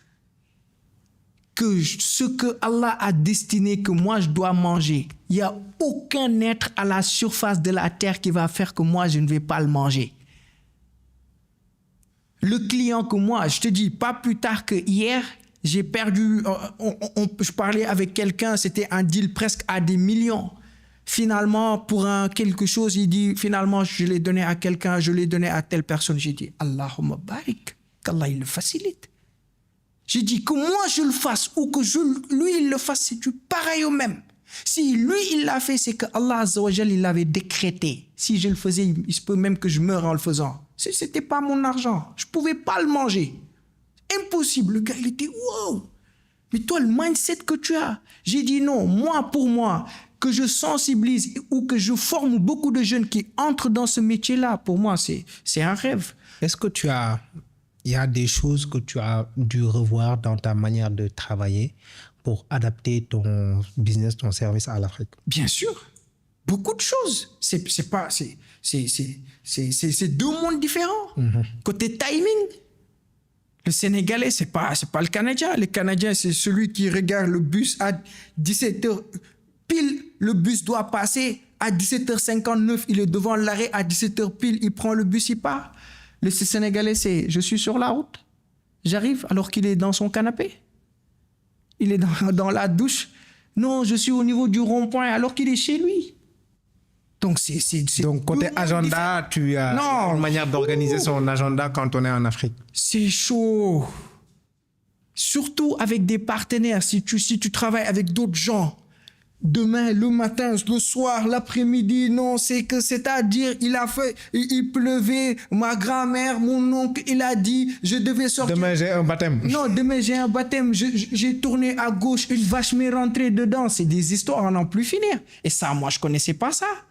Moi, au Canada, c'est je te livre aujourd'hui, je te livre aujourd'hui. Je débarque avec mon véhicule, je t'amène mon véhicule demain à 13h, je suis là. Ouais. Ah ouais, mais tu prends un client qui te dit, moi, je te dis, écoute, moi, mon service, mon plus petit service, ça prend une journée. Moi, je suis pas non. Moi, je fais de l'esthétique. C'est de l'amour, c'est de l'attention, c'est du perfectionnisme. Je prends mon temps dans les coins, dans les recoins. Moi, quand ta voiture, elle sort de mon atelier, c'est spotless. Pour donner sens au nom de l'ambassadeur du Bahamas, il m'appelait The Spotless Guy. La personne qui, quand elle finit, la voiture spotless, tu n'as rien à dire, bouche bée, tout est clean. Mais ça me prend du temps. Moi, une voiture, ça me prend une journée. Je travaille une voiture à la fois. Je ne suis pas le gars qui va faire 10 voitures. C'est pour ça que mon service, il est cher. Cher, entre guillemets. Tu vois, mais je te dis, j'ai dû aussi adapter cela. Quelqu'un qui te dit, écoute, si tu veux recevoir ta voiture à 17h, il faut que ta voiture soit là à 8h, que la personne arrive à 11h, 12h, c'est tout galère. Côté ressources humaines. Ouais. Touche pas à ça. Je dis. Est-ce que tu as pu avoir les compétences nécessaires pour t'aider dans ton business? Déjà, moi, je fais un métier où c'est pas connu, il n'y a pas de formation ici. Ici, peut-être il y a le lavage, mais moi, je le dis souvent, c'est plus facile de prendre quelqu'un qui a zéro expérience et le former dans l'esthétique que de prendre quelqu'un qui a fait du lavage et de le former. Parce qu'il doit déconstruire beaucoup de choses. Tout ce qu'il faisait mécaniquement, il doit le faire. Tu dois apprendre à le faire avec patience. Aspirer, c'est pas... Non, c'est aspirer les grains, les petits détails. Il ne faut plus voir ça. Lui, il était... Non, tu changes. Ataïdi, tchass padajdi, comme le disent les Ukrainiens. Tchass, doucement, doucement. Donc, c'est beaucoup de choses à déconstruire. Est-ce qu'il y avait cette ressource-là ici au Sénégal? Non. Je forme, mais tu es toujours déçu. Moi, je te dis, Sénégal, parfois, je m'assois, je me dis, est-ce que les jeunes, ils savent ce qu'ils veulent? Tu prends quelqu'un. Moi, je te dis, j'ai payé presque 50 millions avec tout le temps que ça m'a pris, tous les efforts, tous les sacrifices. Moi, je te prends dans mon atelier, je te mets bien, chaussures de sécurité. Moi, on ne me l'a jamais donné. Moi, j'achète tout, je te mets à l'aise, les masques. Moi, j'achète même pour eux des ceintures pour ne pas avoir mal au dos, des protections de genoux. Ce que moi, j'ai jamais eu. Je te mets à l'aise, je te donne tout, je te demande absolument rien. Je te forme gratuitement pour après de l'ingratitude derrière. Comment est-ce que tu gères ça, une personne qui vient, qui se montre ingrate avec toi? Quand tu n'es pas sur les lignes, quand je te prends, je t'ouvre les portes, tu penses que moi, je suis le meilleur, on se connaît depuis 10 ans. Mais quand je vois que tu ne fites pas avec ce que je veux faire, je t'écarte. Je recrute facilement, je libère facilement. J'ai dû en libérer. Et puis, vraiment, pour quelqu'un aussi qui me seconde, j'en ai pas trouvé. Tu peux pas faire confiance. C'est difficile. Attention, je dis pas que tous les Sénégalais sont mauvais. Non. Mais c'est difficile de trouver ces gens-là qui ont cette rage de réussir. Et ces gens-là en qui tu peux faire avoir confiance. Et non, qui vont pas te trahir. Tu fais du car detailing. Est-ce que tu as pensé à mettre en place un service de formation? Bien sûr que moi, je le dis dans les vidéos chaque jour. Tu sais, déjà, c'est quoi pour moi réussir? Si moi, j'impacte pas dans la vie de milliers de personnes, moi, j'ai échoué. Réussir pour moi, c'est pas de l'argent. Réussir pour moi, c'est transmettre. C'est former des centaines, si ce n'est des milliers de jeunes dans le domaine de l'esthétique et qu'eux, ils puissent faire de grandes choses. Mais moi, la formation, ça fait partie intégrante des choses pour lesquelles je suis revenu ici au Sénégal. Donc, je vais former. Donc là, il y avait une formation gratuite que je faisais. Ça, c'était pour les gens que j'allais recruter dans mon atelier. Mais je te dis, en termes de ressources humaines, c'est difficile. Écoute, je te dis, j'ai dû débaucher quelqu'un du Canada pour le faire revenir ici et le faire de lui mon bras droit. Parce que j'en trouvais pas ici au Sénégal. C'est-à-dire une personne avec qui on travaillait, avec qui on est proche, une personne que je fais beaucoup confiance. Je connais la personne, je connais le religieux qu'il y a en lui, tu vois, le manque le sérieux, tu vois, travailleur. J'ai dit, viens, reviens ici au Sénégal, on va travailler ensemble. Est-ce que les résultats que tu espères avoir ou bien que tu espérais avoir, est-ce que tu es arrivé à ces résultats-là? Mais je te dis, actuellement, c'est tout galère, mais c'est le processus. C'est le processus de tout business. Est-ce qu'il t'arrive des moments où tu te dis, bon, est-ce que je ne vais pas tout lâcher et retourner au Canada? Tu sais, par moment, moi je mens pas, je ne vais pas dire que tu doutes. Non, tu doutes. Le doute, c'est humain. Parfois, tu t'assois, c'est chaud. Surtout au début. Moi, j'ai fait des mois, je n'ai pas vu de clients. Après, je prenais une voiture, je faisais des vidéos, je postais, je commençais. Moi, j'ai fait toutes les rues de Keur Massar, hein. Papier à la main. Bonjour, je suis expert en esthétique automobile. J'étais au Canada. Je te dis des choses que j'ai faites moi. Je reviens du... Ah, toi, tu reviens du Canada? Ah ouais, tu fais l'esthétique. T'es où? Keur Massar. Ah, Keur Massar. Non, je vais passer. J'ai commencé à faire ces choses-là. Moi, j'étais micro à la main sur une voiture. Assalamu alaikum, Keur Massar, Regendef. Du nouveau. L'esthétique automobile. Des choses que vous ne savez pas, venues du Canada. Je suis derrière le Auchan de Keur Massar. J'ai fait ça, moi. Parce que c'était chaud. Mais je te dis, quand c'est difficile, mais moi, je me souviens de l'Ukraine. Aujourd'hui, je mange. L'Ukraine, parfois, j'avais pas de quoi manger. Donc, j'ai vécu quelque chose de beaucoup plus difficile que ce que je suis en train de vivre actuellement ici au Sénégal. Donc, je me dis, il y a moyen. Et je me souviens aussi de la prospérité qu'avait mon business au Canada et d'où j'ai débuté au Canada. J'ai débuté avec presque rien du tout. Mais de fil en aiguille, je me suis fait. Donc, je me dis qu'il y a moyen de faire quelque chose ici au Sénégal. Mais les débuts, c'est difficile, comme tout business. En business, on te dit, les premières années ou les 5 premières années, c'est les années tu cherches l'équilibre. Mais dès lors que tu trouves l'équilibre, tu cours. Voilà. Et ça, c'est valable pour tout business. Okay. Quand tu reviens ici en Afrique, il faut être prêt que tu ne vas pas revenir, ça sera rose. Combien de gens, ils sont revenus, ils ont fait quelques mois, ils sont repartis? Moi, je me connais. Ce que j'ai fait, c'est que j'ai fermé la porte du Canada. Je ne me suis pas donné une possibilité de retour au Canada. J'ai vu pas mal de gens qui ont tenté. Et quand ils ont tenté et que ce n'est pas passé, pour eux, la faute revient au marché. OK? Est-ce que pour toi, quand ça ne marche pas, c'est le marché ou bien c'est l'entrepreneur? C'est l'entrepreneur. Moi, je me dis, il faut savoir prendre ses responsabilités. Un entrepreneur, ce n'est pas quelqu'un qui pleurniche. Non, le Sénégal, non. Comment moi, je vais m'adapter à eux? Ce business-là, ce modèle-là que j'ai pris, il ne faut pas faire du copier-coller. Ça ne va pas marcher. Si tu copies, tu déposes, tu regardes, tu réadaptes, tu changes ceci, changes cela pour l'adapter au marché du Sénégal. Le Sénégal, c'est un autre monde. L'Afrique, c'est un autre monde. Tu ne vas pas venir et croire que ça a marché comme ça. Il faut étudier le Sénégalais, il faut étudier l'Africain. Le Canadien, c'est quelqu'un qui se lève. Oh ouais, c'est la fin de l'été là. Moi, je vais aller nettoyer mon char. Ah ouais, c'est la fin de l'hiver là. Moi, je vais aller nettoyer mon char. Ici, il n'y a pas ça.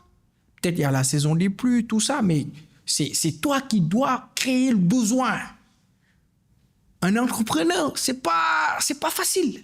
L'entrepreneuriat, c'est pas non, tu as une idée, tu viens, ça marche. C'est un éternel adaptation, réadaptation, modification, étudier, savoir le milieu dans lequel tu es. Moi, je discute beaucoup avec mes clients parfois mes clients, ils me disent, Bachir, ceci, cela. Moi, pourquoi récemment j'ai développé un service de pick-up and delivery service? Parce que parfois, il y a des clients de mes clients qui n'ont jamais posé les pieds à Keur Massar. Je suis à Keur Massar. Donc, si moi, je veux prendre ces gens-là, il faut que moi, j'ai un service pour aller prendre leur véhicule, les ramener à mon atelier, faire tout ce que j'ai à faire, c'est-à-dire remettre leur véhicule à neuf, puis les ramener leur véhicule. Mais ça, qu'est-ce qui m'a permis? C'est d'étudier le milieu, d'étudier le marché. Il faut que tu l'étudies. Un businessman, c'est... Moi, je dors pas. Parfois, on finit, les gens, ils rentrent. Moi, je suis dans mon bureau, je dors pas. Je réfléchis. C'est ça, un entrepreneur. C'est comment je vais faire pour attirer telle personne. Comment je vais faire pour rendre la vie facile à telle personne. L'entrepreneuriat, at the end of the day, c'est trying to make people's life easy. Then you get the money. C'est solve people problem. C'est de résoudre le problème des gens. Donc, si moi, les gens, ils ont un problème d'accès chez moi, moi, je pars prendre leur véhicule et revenir faire ce que j'ai à faire. Tu vois ce que je veux dire? Donc, c'est exactement ça. Donc, l'entrepreneur dont tu parles là, qui dit non, c'est le marché, non, c'est tu te couches sur tes lauriers. Il y a beaucoup de travail et d'efforts que l'entrepreneur doit faire. Entreprendre en Afrique, c'est... Je dirais pas c'est plus difficile qu'entreprendre en Europe. Oui, c'est difficile, c'est challengeant. Mais ici, c'est chez nous. Si on ne le fait pas, qui va le faire? Donc, il y a beaucoup de choses aussi à déconstruire. Est-ce que tu as, pour la fin de cette vidéo, des choses à dire à cet Africain de la diaspora qui veut rentrer en Afrique pour mettre en place son business? Est-ce que tu as des choses à dire à ce jeune qui est là, qui a vu pas mal de belles choses à l'extérieur et qui croit fortement que l'Afrique mérite aussi ces solutions-là? Déjà, moi, je dirais, il faut savoir pourquoi tu le fais. Le premier point, moi, je suis musulman. On a eu à discuter, on se connaît. Moi, personnellement, ce que je recherche dans l'entrepreneuriat, c'est pas de l'argent. C'est pas le plus important. Oui, c'est important, mais c'est pas c'est un moyen, c'est pas un objectif. Tout musulman, son objectif, c'est quoi? Yabtaghouna fadlan min Allahi wa ridwan. C'est avoir l'agrément d'Allah. L'entrepreneuriat, c'est une adoration. C'est chercher l'agrément d'Allah, de notre Seigneur, à travers ce que nous faisons. Un businessman ne peut pas te mentir. Tu ne crains pas Dieu. Si toi, tu veux entreprendre et que tu te dis la raison pour laquelle moi je veux entreprendre, c'est d'aller ou d'acquérir l'agrément d'Allah, mais tu vas réussir. Parce que tu n'as pas un rapport malsain avec l'argent. Tu te dis, pour toi, la réussite, ce n'est pas le chiffre d'affaires que tu fais, mais le nombre de gens que tu auras aidé à réaliser leur projet, c'est-à-dire la personne qui te vient avec une voiture, que tu remets sa voiture à neuf et qu'il est content, tu ne l'as pas escroqué, tu ne l'as pas arnaqué, tu n'as pas menti. They say the purpose of business, le but de l'entrepreneuriat et du business is for to fulfill the command of Allah. Le but du business, c'est de faire ce que Allah il nous a commandé. Don't cheat. Tu dois pas tricher, tu dois pas mentir, tu dois pas arnaquer, tu dois dire la vérité. C'est ça le but du business. Donc oui, il y a une partie, je gagne de l'argent, ça c'est les moyens. Mais l'objectif final, c'est d'avoir l'agrément du Tout-Puissant. Donc si tu vis à travers ça, tu peux réussir. Et tu vas réussir. Donc, ce que je dis d'abord à cette personne qui veut entreprendre ici en Afrique, ou cet Africain qui est ici en Afrique, ou cette personne qui est en Europe qui veut revenir en Afrique, what's your why? Pourquoi tu le fais? Si c'est pour un but ultra lucratif, tu vas faire quelques mois au Sénégal, tu vas retourner. Sûr à 100%, tu vas pas durer. Parce que ça ne sera pas facile. Il faut que tu aies des motivations beaucoup plus profondes. Je veux résoudre le problème. Tu veux entreprendre dans l'immobilier. Je veux résoudre le problème des Sénégalais à trouver un logement. Je veux faciliter les logements aux Sénégalais. Je veux aider ce Sénégalais lambda à avoir un domicile. Mais ce n'est pas l'argent. Parce que si c'est l'argent, tu ne vas pas durer. Il faut que tu aies des motivations beaucoup plus profondes qui touchent la spiritualité de l'humain. Et si tu as ces motivations-là, après, il te faut une préparation, un bagage dont tu dois te munir. C'est de savoir, je pars dans un autre monde. Pour le Sénégalais qui est là, il faut qu'il se dise dans sa tête, il faut que je sois à un tel niveau. Parce que pour proposer un service de haut de gamme, un service de luxe, il y a un minimum à préparer. Donc, si toi, tu ne peux pas te dire en tant que personne, je vais revenir investir en Afrique pour, faire ce que tout le monde fait. Il faut adapter, il faut changer, il faut beaucoup de choses. Donc, c'est possible de réussir en Afrique. C'est vraiment possible. Et la façon de réussir en Afrique, c'est, l'une des façons qu'on a évoquées, c'est de prendre un business qui réussit, qui marche en Europe, pas de le copier et de le coller en Afrique, mais de le copier et de le réadapter à notre marché. C'est d'abord d'étudier le marché, d'étudier le Sénégalais, d'étudier l'Africain, comment il fonctionne, de quoi il a besoin, quels sont les tenants et les aboutissants, comment adapter le business, comment le rendre plus facile et comment se faire payer. On est dans un continent où les gens, demain, après-demain, ceci, cela, trop de laisser aller. Alors que business, c'est pas ça qui fait vivre le business. Le business, tu es intransigeant. Nous, on est en Afrique, c'est tu développes un business. Non, c'est oui, je te connais, je connais ton père, je veux une réduction. Ça marche pas comme ça. Mais il faut que tu sois aussi sadique. Il faut que tu apprennes à être sadique. Même mon père, il veut un service de nettoyage, il paye. Tu vois, même mon père à moi, il veut un service de nettoyage, il paye. Il faut que tu sois intransigeant pour réussir. On le dit souvent, ceux qui réussissent ici en Afrique, c'est les gens, lui, il épingle, lui, il l'offre pas, lui, il est sadique. C'est eux qui réussissent ici en Afrique. Mais comme on dit, trop gentil, trop bon, trop con. Ici en Afrique, quand t'es la personne, non, il n'y a pas de problème. Non, ton business, il s'écroule facilement. Ouais. Mais comme je dis encore, il faut avoir des motivations profondes et savoir pourquoi tu le fais. Et y aller avec une intention saine. Innama a'malu binniyat. Ces choses du prophète alayhi salatu wassalam, ce hadith, quand il le dit, les gens ils disent juste non, tout c'est partir de l'intention. Non, qu'est-ce que ça signifie profondément? C'est pour que tu réussisses ou que tu ne réussisses pas, que tu réussisses rapidement ou que tu réussisses dans 10 ans, qu'il y ait du baraka ou qu'il n'y ait pas du baraka, que tout ton business puisse fleurir ou ne pas fleurir, tout dépend de ton intention de base. C'est ça que ça signifie. Donc, il faut des motivations beaucoup plus profondes que l'argent. Oui, il y a le côté de l'argent, mais encore une fois de plus, l'argent, c'est un moyen, c'est pas un objectif pour moi. Parce que pour moi, gagner de l'argent, c'est encore investir beaucoup plus, c'est aider beaucoup plus de jeunes, c'est former beaucoup plus de jeunes pour qu'ensemble, on puisse développer notre Sénégal. Parce que c'est à nous de le développer.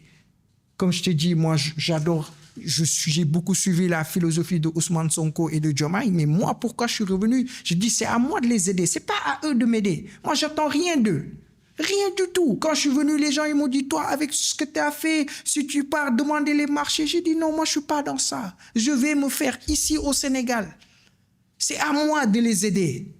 C'est pas à Ousmane Sonko ou au président Bassirou Diomaye Faye de m'aider. C'est à moi, c'est à nous, c'est toi, moi, lui, l'autre. C'est nous, on va développer le Sénégal. Parce que nous sommes des Sénégalais. We are African and it's our duty to build this continent. C'est nous, on va faire développer ce continent-là. Mais eux, ils sont là pour créer le cadre. Et c'est ce qu'ils sont en train de faire. Après, à nous de faire les pas. À nous, moi je lance un appel à la jeunesse. À tous ces gens-là qui sont à l'étranger et qui veulent ou qui pensent revenir. N'ayez pas peur de revenir.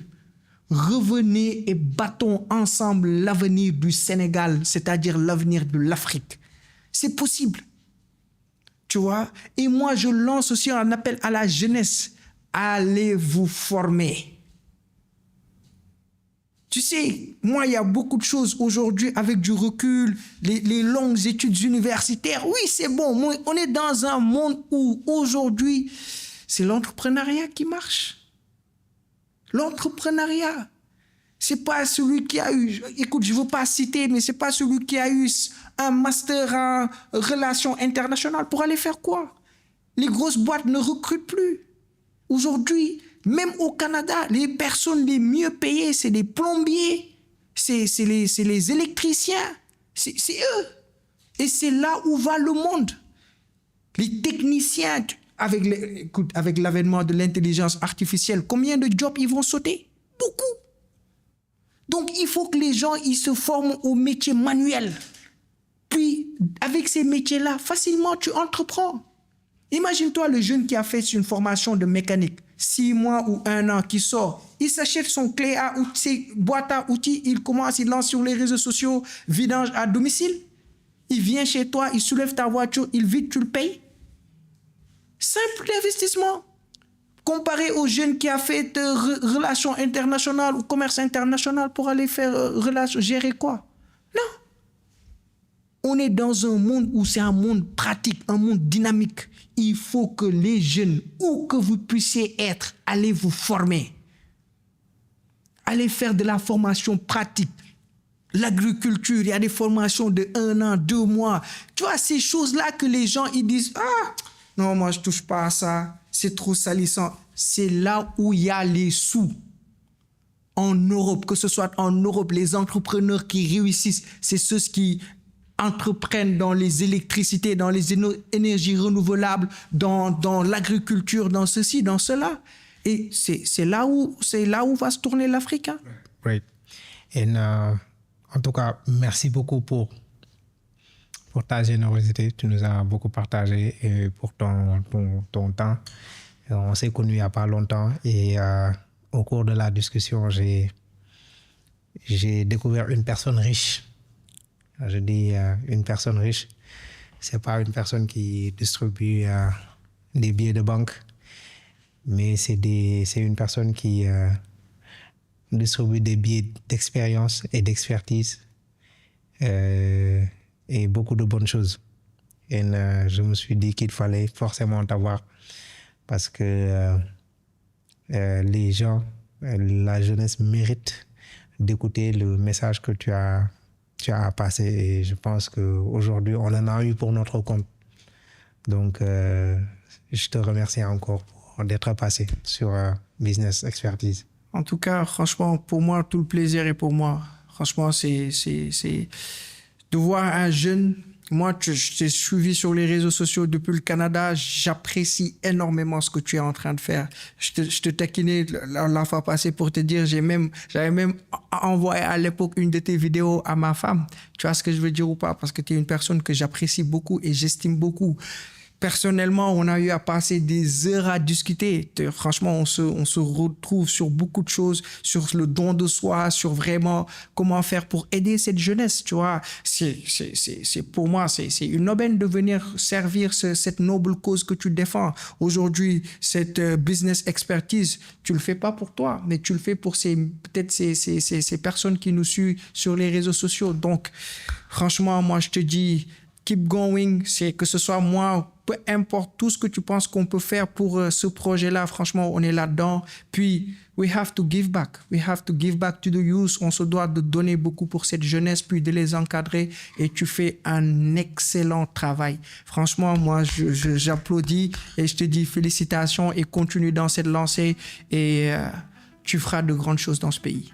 Et on fera de grandes choses dans ce pays. Donc, vive le Sénégal, comme they say. Et puis, vive l'Afrique. Ouais, merci. Merci. Et, à une prochaine épisode. À la prochaine. Allez, merci. Bye bye. Pour que nous puissions continuer à te donner gratuitement encore plus de ressources qui transforment ta vie, nous avons besoin de ta force. Il suffit juste de cliquer sur le bouton s'abonner. Merci de faire partie de ce mouvement de changemakers qui font bouger l'Afrique.